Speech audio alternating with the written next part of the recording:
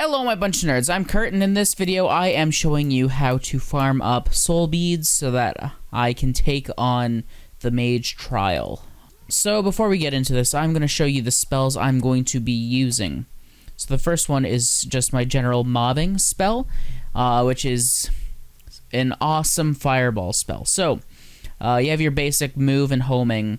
They're self-explanatory. You gotta bounce so that if it hits a wall, it'll bounce off and do cool stuff. I have swifts to make it a little faster, and duplicate to have a bunch more.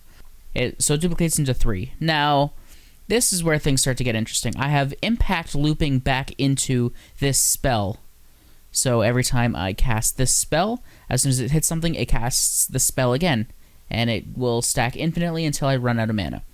Now, periodic does a very similar thing, except while the spell's active, it'll start to cast the spell, and once again, it loops back into itself.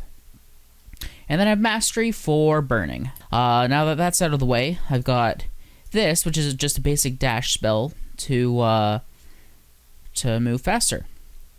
So it's things like move and impact, once again, looping into the fireball spell. This is just so I can move around faster and do some speed farming. And now, lastly, this is where things get really crazy. This is the spell I'm going to be using to clear the mage trial. So this is a fireball spell, except it is rain. So instead of shooting in front of me, the spell shoots from above. This is where things start to get weird. So it's all the same sort of stuff as my fireball spell, except for rain and ether. So the ether is just so I can connect the size. Actually, I don't even know why I have that ether there. I can just like that. Cool. But yeah, so it's really just rain. Now, it at the same time as casting that, it loops into this, which is basically rain, but the Gaia element. At the same time, this is going to loop into the ice rain,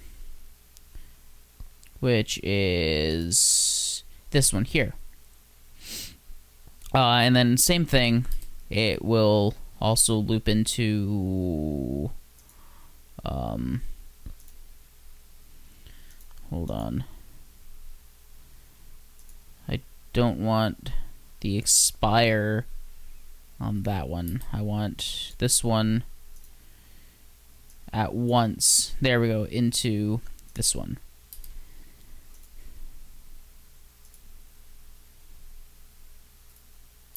There we go.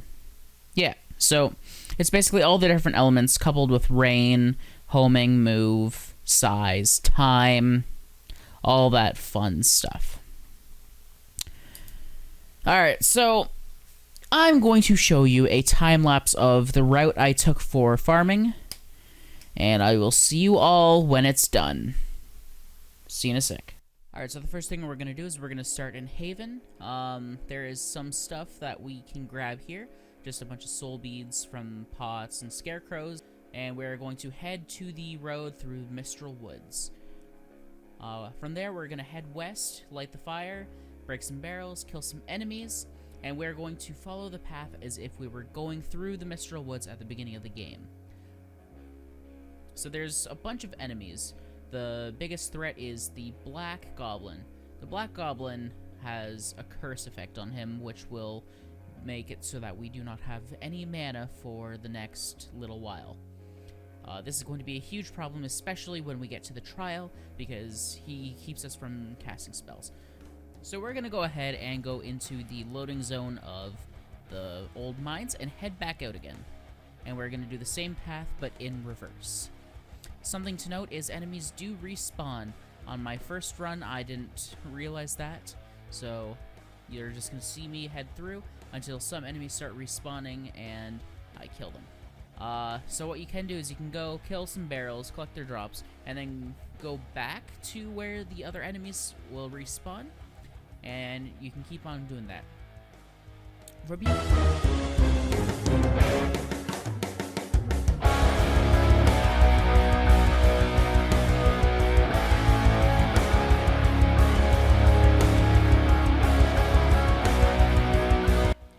Alright, so one thing to note is that eventually you are going to want to get as many mana charms as you have unlocked. You can hold a max of 5, but at some time in your run, you're going to want to spend the 80 soul beads to get the 5, or however many mana charms you can afford.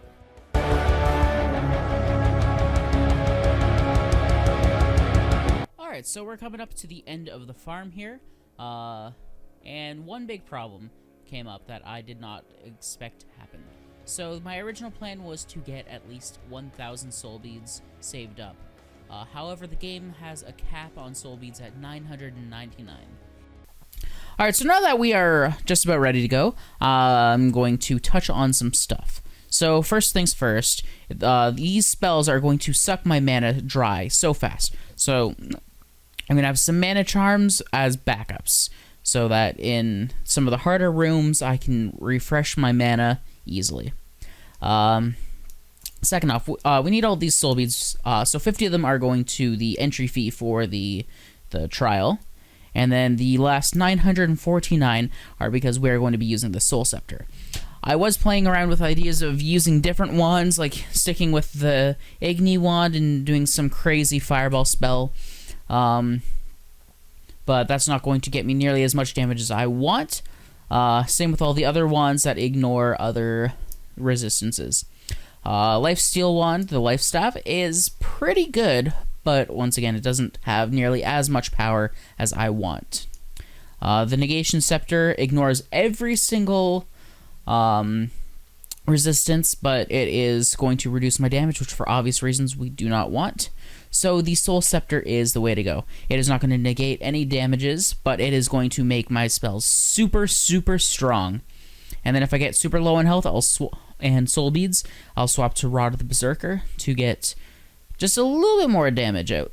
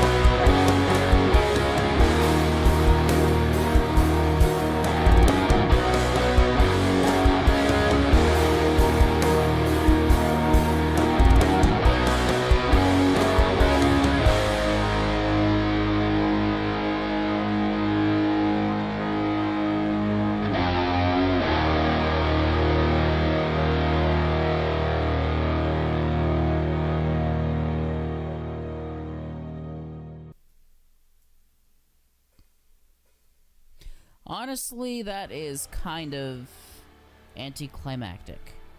But at least we are one step closer to our 100%. I am unfortunately upset that I'm going to have to do this one off camera, but at least I did it, and you guys will get to see it. I will show this video at the beginning of the stream on whenever I stream next. Before we go, though, let's check to see our percentage. 92%.